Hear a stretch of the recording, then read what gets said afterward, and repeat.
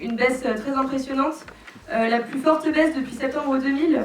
Il y a eu 60 000 demandeurs d'emploi de moins de catégorie A en mars. Je sais que M.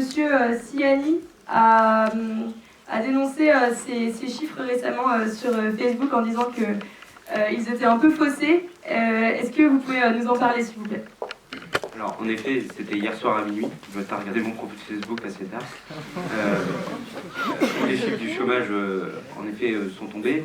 Aujourd'hui, on voit que de 1, ce sont des radiations essentiellement, et ensuite des stages. Donc, est-ce que le chômage baisse réellement aujourd'hui? Je pense pas. Il n'a jamais été aussi haut d'ailleurs. Donc, c'est juste une belle opération communication du gouvernement, mais en rien un signe d'une reprise économique. J'étais d'accord avec la première partie de son discours. Effectivement, le chômage, apparemment, on nous dit qu'il baisse, mais alors 323 000 radiations le mois dernier, donc le chômage ne baisse pas vraiment en fait. Ça, c'est un peu de la fumisterie, et à un an des présidentielles, on essaie de nous faire croire qu'il y a quelque chose qui est reparti. Après, quelque chose avec lequel je ne suis pas d'accord avec lui, quand il dit on doit baisser les charges qui pèsent sur les entreprises, ça fait combien d'années qu'on mène cette politique? Ça fait des dizaines d'années qu'on mène cette politique. On a donné notamment 45 milliards d'euros aux patrons, au MEDEF sur leurs demandes avec le CICE. On a donné beaucoup d'argent, par exemple à Renault Truck, je crois qu'on leur a donné 8 millions à travers le CICE. Ça ne leur a pas empêché de licencier 1 millier de personnes. Donc on voit bien que ce genre de logique, ça ne marche pas vraiment, quoi. Le chômage ne baisse pas et on est dans de la fumisterie, etc. Et en fait, c'est des radiations. Il faut juste voir les chiffres, c'est les mêmes qui sortent, enfin, c'est la même institution qui les sort chaque mois. Donc, de toute façon, les radiations et les stages, ils sont pris en compte au mois de février et dans les 10 dernières années qui se sont écoulées. Donc là, c'est la tendance. Alors, bien sûr, on voit que là, effectivement, il y a eu beaucoup de résiliation, de non-renouvellement de non-renouvellement des contrats auprès de Pôle emploi, mais c'est juste en question de relatif. C'était par rapport au mois dernier où il y avait ces mêmes résiliations, il y avait ces mêmes emplois de stage, mine de rien, on a baissé. Et alors, bien sûr, c'est de la communication, quand on dit quand François Hollande va dire oui, le chômage a baissé, mais après, il faut aussi voir, on peut prendre aussi en termes de création d'emplois absolus, parce qu'on dit, voilà, on ne crée pas d'emplois en France. Si on crée des emplois en France, on n'en fait pas assez pour répondre à la croissance démographique, mais donc tout est une question de perspective. Donc. Alors effectivement, à chaque fois qu'une élection arrive, on a tendance à dire mais les chiffres du chômage qui tombent et qui baissent, c'est parce qu'ils ont été orientés, c'est parce qu'il y a un grand complot international, etc. Moi je veux bien l'entendre, mais quand même, je crois que l'on doit toutes et tous un minimum de respect et de reconnaissance pour l'Institut et l'institution indépendante qui travaille et qui tous les mois est chargée de donner les chiffres officiels du chômage. Je pense qu'on ne peut pas non plus aller dire que l'institution indépendante le fait à la demande de François Hollande ou pire de Myriam El Khomri. Sur ce point-là, je ne reviendrai pas, mais je crois que c'est assez particulier comme démarche lorsque l'on fait de la politique de ne pas être sincère là-dessus, même si, comme vous, je crois qu'effectivement, les radiations, etc., ça participe aussi à la baisse du chômage. Je pense qu'on peut dire, lorsque l'on est de bonne foi, que depuis 2012 et depuis François Hollande est président de la République, le chômage des jeunes n'a fait que diminuer. Que depuis 2012, d'ailleurs, c'est un des seuls, non, mais je le dis parce que c'est la vérité. C'est une des seules courbes du chômage qui, depuis 2012, a diminué. Encore hier, on le voit, dans les chiffres qui sont tombés du mois de mars, moins 14 000 jeunes qui ne sont plus au chômage. Pour les chiffres du chômage, on ne va pas discuter 3 jours là-dessus, ils sont mauvais. Je pense que tout le monde est d'accord là-dessus. Le jour où ils sont bons, c'est que tous les jeunes auront un boulot. Là où je pense qu'il y a des choses qui ont été dites et qui sont vraies, oui, il y a eu beaucoup de jeunes qui ont été embauchés, on les a aussi embauchés à crédit. Il faut savoir les payer sur le long terme. Et ça, c'est une réalité. La formation professionnelle, bien sûr. Moi-même, j'ai fait de l'apprentissage. Je peux vous garantir que c'est une bonne chose. Le problème, c'est qu'on ne va pas assez loin encore dans la démarche. On est en train de vivre une 3e révolution industrielle. Je pense que la moitié des emplois qu'il y aura demain, ils n'existent pas encore aujourd'hui. Et pour moi, toute la formation a 3 années de retard, 3 dizaines d'années de retard peut-être, sur comment on fera les emplois de demain. On ne sait même pas à quoi ils ressembleront. Et je pense qu'on a besoin de beaucoup plus de flexibilité au niveau de l'éducation, au niveau des écoles, au niveau de la formation. Il n'y a jamais eu autant d'auto-entrepreneurs qui se sont créés pour justement pallier à tous ces problèmes de contrats de travail qui sont trop stricts et autres. J'aimerais qu'on parle du Royaume-Uni. Il y a 10 ans, le Royaume-Uni avait le même taux de chômage que la France. Aujourd'hui, ils en ont moitié moins que nous. Selon vous, qu'est-ce qui a fait cette différence? Je ne connais pas par cœur le système au Royaume-Uni, mais je sais qu'ils ont un système qui est quand même bien plus libéral que nous en matière du code du travail, notamment, droit du travail. Et il y a eu une simplification forte qui a été faite. D'ailleurs, le président François Hollande avait proposé ce choc de simplification qu'on attend toujours. Moi, je ne suis pas de ceux qui croient, et je crois que personne n'y croit d'ailleurs, que c'est en licenciant mieux qu'on pourra embaucher plus. Je ne sais pas comment, en permettant à un patron d'aller plus et mieux licencier, on va lui permettre d'embaucher un peu mieux derrière. Moi, ce paradigme-là, cet état d'esprit-là de la loi, je le regrette, et je le dis très, très fermement, je n'y crois pas. Et je pense que c'est pas par là, c'est pas par la flexibilité qu'on va permettre plus d'emplois. Pour moi, les gens qui disent que la flexibilité du travail, ça n'a rien à voir avec le fait de licencier mieux pour embaucher mieux, c'est un peu les mecs qui disent « Ah bah si on va augmenter le temps de travail, ça va prendre du temps de travail aux autres ». En fait, le travail n'est pas un jeu à somme nulle, et c'est pas parce que on va travailler plus qu'on va piquer du travail à quelqu'un d'autre. En fait, c'est pas parce qu'on va diminuer, et d'ailleurs, on voit que ça n'a pas marché les 35 heures, que ça a moins bien marché que prévu, on va dire. Pour rester honnête. Quand on est passé aux 35 heures, on n'a pas créé tous les emplois qu'on aurait dû créer. Il n'y a pas une répartition exacte. Ça n'existe pas. Ça n'existe pas. Il y a quand même des partisans de la loi travail autour de cette table. Donc, pour en venir par rapport au Royaume-Uni, tu parles voilà, que le chômage des jeunes est moins fort. Là-bas, ils ont ce qu'on appelle le contrat 0 heure. C'est-à-dire que tu peux aller travailler au bon gré du patron, quoi. Si le patron il veut se faire travailler 1 heure, il va te faire travailler 1 heure. Si c'est 18, c'est 18. Mais voilà, c'est au bon gré du patron. Sauf que il faut voir que le but d'employer quelqu'un, c'est pas de pouvoir l'exploiter à merci, c'est aussi que cette personne, par son travail, elle puisse vivre dignement, quoi. Le but de toute politique, c'est pas de dire oh, on va réduire le chômage des jeunes, on atteindra 0% de chômage. Et au final, les gens ils vivront quand même dans la précarité et dans la misère. Ça, c'est en tout cas pas la vision que nous, on porte chez les communistes, quoi. Après, pour en revenir par rapport au modèle allemand, je connais un peu parce que j'ai vécu à Berlin. Et je voulais travailler. Je suis allé voir une agence d'intérim. Pour entrer dans une agence d'intérim, tu dois payer plus d'une centaine d'euros.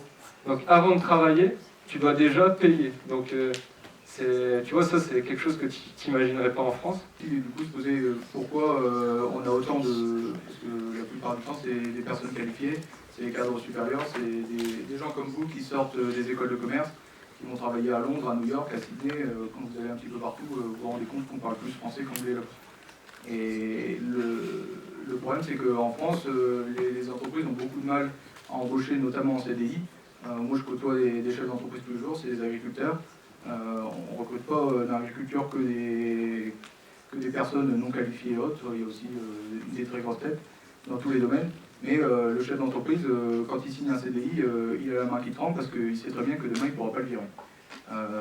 Et au niveau d'une exploitation agricole, c'est la clé sous la porte. Les gens connaissent beaucoup qui l'ont fait. C'est un vrai problème en France. Et là-dessus, la loi travail, elle est pour une fois un petit peu dans le bon sens. À mon goût, pas assez loin. Je ne sais pas si vous avez vu l'année dernière que le versement de dividendes aux actionnaires, ça représente 50 milliards d'euros, qu'il y a plus de 85 milliards d'euros d'évasion fiscale dans les paradis fiscaux qui manquent à la France chaque année. Et donc déjà, si on allait voir du côté de ces poches des grands patrons, etc., on pourrait aider les petites entreprises, on pourrait aider voilà, les gens à embaucher, à avoir des contrats plus solides, moins précaires, et on ne serait pas obligé de précariser le travail en fait. En fait, ce qu'il faut, c'est pas compresser les salaires. Ce qu'il faut, c'est compresser les profits, augmenter les salaires et pouvoir augmenter aussi les aides qui pèsent aussi pour les PME, les PMI, parce qu'elles aussi, elles souffrent des gros rapaces des multinationales en fait. Parce que les multinationales, vraiment, ils volent vraiment toutes les ressources qui sont disponibles. C'est ça leur objectif, c'est de faire du profit. Alors qu'on va dire, le boulanger du coin, son objectif c'est vendre du pain, c'est se faire un salaire. Pourquoi pas embaucher un apprenti? C'est deux types d'entreprises qui n'ont pas la même vision. Et en tout cas, nous, on sait que les multinationales, c'est l'ennemi de la France actuellement. Encore une fois, la France n'a jamais accueilli autant sur son territoire de multinationales qui sont venues ici s'installer. Pourquoi ? Parce que quand même, il faut le dire, on est dans un pays qui permet quand même un certain mode de vie, qui permet quand même à ce que les enfants aient à l'école de manière gratuite, qu'il y a une sécurité sociale universelle qui permet de mettre à disposition certaines aides, qui établit tout un mode de vie, toutes des règles de vie quand même qui sont recherchées, qui a un modèle culturel également en France qui est choisi par les entreprises. C'est la raison pour laquelle un certain nombre d'entreprises viennent s'installer en France. Et je pense que la question, elle doit se poser d'une autre manière. Enfin, moi je veux bien que l'on dise mais oui mais les patrons on n'arrête pas de les faire chier, on n'arrête pas de les emmerder avec les impôts, etc. C'est pas vrai d'abord, c'est pas vrai. Je ne sais pas avec quel patron tu traînes, mais il faut rencontrer les patrons des PME et des TPE, ce qu'ils nous disent la plupart du temps lorsqu'on les rencontre. Je le dis d'autant plus parce que c'est ce que je fais dans le cadre de mon travail, mais lorsque l'on rencontre les patrons de PME et de TPE, ce qu'ils disent, c'est pas je veux mieux licencier, je veux mieux embaucher. Ce qu'ils disent, c'est mon carnet de commande est vide aujourd'hui, j'ai pas de commande, j'ai pas de travail, j'ai rien à fournir. Moi, j'ai un raisonnement à l'inverse, c'est combien ces personnes-là ont créé d'emplois, combien de familles vivent grâce à ces gens-là aujourd'hui. C'est toujours facile de stigmatiser, de dire c'est des véreux, c'est des pourris, mais aujourd'hui 98% des grands chefs d'entreprise ont des gens qui ont donné leur vie à leur société, qui ont participé au développement d'un territoire, et heureusement qu'ils sont là. Après, ça ne nous empêche pas d'avoir un travail bien plus fort et bien plus important sur les petites et moyennes entreprises qui aujourd'hui souffrent, parce qu'elles croupent sur les charges, parce que leurs carnets de commandes sont vides. Mais aujourd'hui, quand tu disais tout à l'heure que les charges, pour eux, c'était pas leur priorité, je suis désolé. Oui, c'est pas exactement, mais c'est ce que tu pensais. Tu disais que le cahier de commande. Bref, on se comprend. On en parlera ce soir autour d'une bière, écoute. Mais en tout cas, c'est quand même. Tu vois pas ça ? Menteur. Mais c'est un faux nordiste. Mais en tout cas, c'est une vraie priorité, c'est une vraie préoccupation pour les petites entreprises aujourd'hui, les charges. Elles sont asphyxiées. Parce que c'est clair qu'Auchan a plus de facilité à payer les charges que le boulanger du coin. J'ai oublié de revenir sur ce point-là, mais il n'y a jamais eu autant de multinationales qui viennent en France.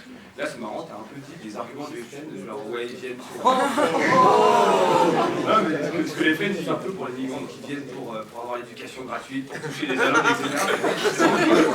Et ce qu'on entend vachement, c'est qu'en fait, ils viennent pas pour ça. Quand une multinationale décide de s'implanter en France, c'est avant tout parce qu'on a un truc. On a une flexibilité toute pourrave, on a des charges énormes, mais qui viennent quand même parce qu'aujourd'hui, ce qui fait la force de la France, c'est sa démographie, son savoir-faire, la qualité des gens qui sortent des cycles étudiants. Et je pense que ce capital-là humain, il est énorme en France. Et quand on parlait d'apprentissage, etc., je pense qu'on est un peu en train de perdre cette avance-là qu'on avait et qu'il faut absolument continuer à investir parce que ce qui fait la force de la France, c'est pas le fait qu'on donne des allocs et qu'ils fassent beau sur la Côte d'Azur, c'est vraiment qu'on arrive à produire des travailleurs de grande qualité. Et puis, quand tu disais, ouais, on est plus flexible que l'Allemagne, c'est pas vrai. Mais par contre, on est plus productif. Et ça, on est le pays le plus productif d'Europe. Moi, je vis dans le quartier de Fives. Et voilà, il y a des gens qui doivent aller au secours populaire pour manger, alors même qu'ils ont un travail, quoi. Parce que, voilà, ils travaillent combien 12 heures par semaine, parce qu'ils n'arrivent pas à trouver plus, ils doivent s'occuper des enfants, etc. Et on va encore leur demander que leur salaire horaire baisse, que les heures supplémentaires soient moins bien payées. Ça, c'est pas en tout cas un projet de progrès social, quoi. Donc la loi travail, c'est non, c'est jusqu'au retrait, on se battra, non. Aujourd'hui, les syndicats, c'est des partis politiques. Et ça, c'est un énorme problème. La CGT est un parti politique. Ils sont gangrénisés par des partis d'extrême gauche. On les retrouve aux manifestations, on les retrouve à faire des tracts, candidats aux élections présidentielles. Et aujourd'hui, les syndicats sont un vrai problème en France, dans le sens où ils sont plus représentatifs des salariés. Ouais. J'en connais bien Nicolas Sarkozy qui voulait la suppression des corps intermédiaires en emploi. C'est une drôle de vision de la démocratie sociale en France quand même. Pour en revenir sur l'histoire des syndicats et autres, les syndicats, pour moi, ils sont morts. Ils ne représentent globalement plus personne, hormis eux-mêmes. Chez nous, non. tu payes ta carte. Il faut virer des gens comme Bacani ou des choses comme ça, mais peut-être ça ira.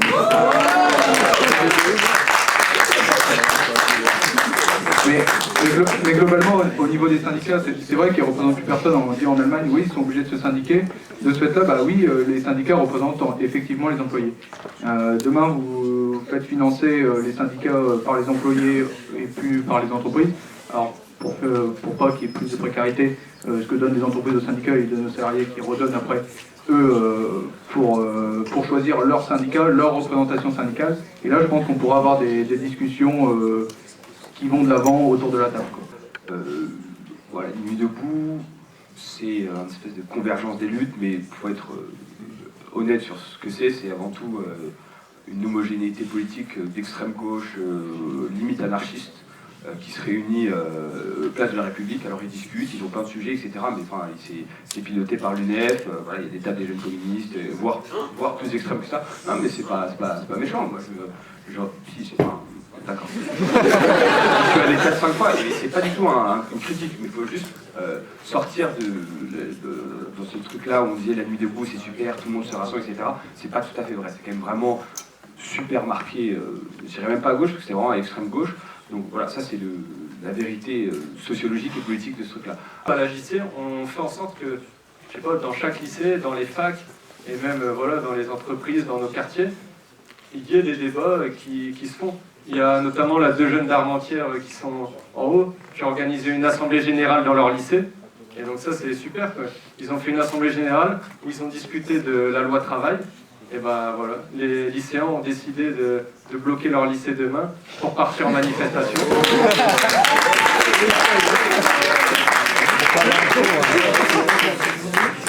Et voilà, nous c'est ce genre d'initiative en tout cas, de prendre la parole des citoyens, même des jeunes, etc.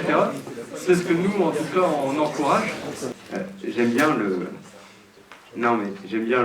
début les lycéens ont décidé de bloquer. Alors, comme si c'était démocratique. Déjà, le principe de bloquer même, selon moi, c'est antidémocratique. Et puis, je vois vraiment pas l'intérêt d'empêcher d'autres lycéens d'aller en cours parce qu'on va imposer ses idées. Moi, le blocage, c'est quelque chose. Moi, je suis allé faire un tour à Nuit debout. Je vais aller voir. J'ai pas été hué comme Alain Finkielkraut, j'étais content. Je me suis dit, à un moment, je vais peut-être me faire taper ou quelque chose, mais non. Ils sont plus sympas à l'IPIC à Paris. Oui, c'est ça, pas encore heureux qu'ils me disent pas. Et mais il y a quand même quelque chose, j'y ai pas vu la jeunesse. La majorité des jeunes, je veux dire, c'est des jeunes de partis politiques. C'est un rassemblement du Parti communiste français sur une place. Hein. Ils font des meetings la nuit, voilà, c'est sympa, on fait un barbecue. Mais je veux dire, c'est en rien des jeunes. Pour moi, ils ne représentent rien la jeunesse de France. Les partis politiques, pour moi, sont complètement déconnectés de la réalité. Quand on voit qu'on risque peut-être en 2017 de revoter Marine Le Pen, François Hollande, Nicolas Sarkozy, moi ça me fait pas rêver, je vous le dis tout de suite. On a vraiment une crise profonde des partis politiques on a juste quelques personnes qui sont à leur tête. Si vous êtes dans un mouvement, je pense qu'ils pourront répondre, mais au sein du PS ou au sein des Républicains, si vous voulez monter et apporter, comme le dit Bruno Le Maire, du renouveau, il faut avoir un bon couteau et égorger tous ceux qui sont devant vous pour pouvoir y aller.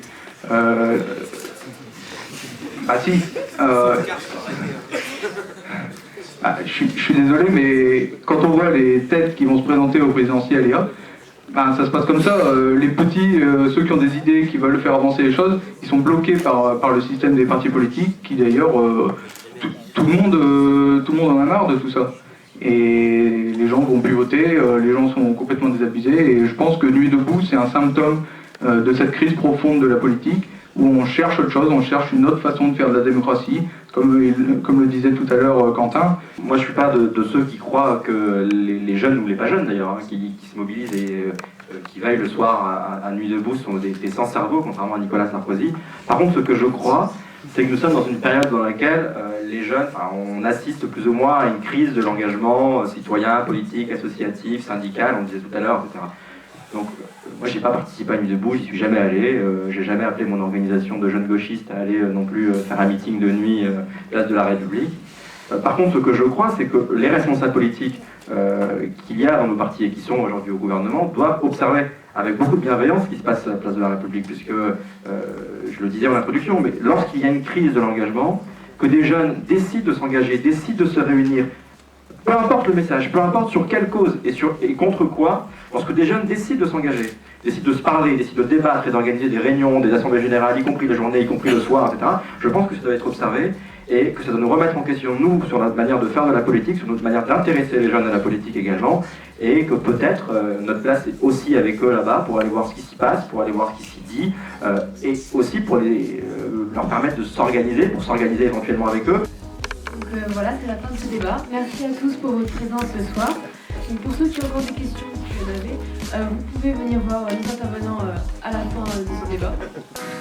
Bon, il y en a qui ne veulent pas. Donc, donc merci à nos intervenants d'avoir partagé leurs idées ce soir. Merci à vous public d'être venus. Merci à REC qui a couvert l'événement ce soir. Merci à l'IESEC pour la salle. Merci à notre partenaire MB Entreprise. Et merci à la tribune pour cet événement.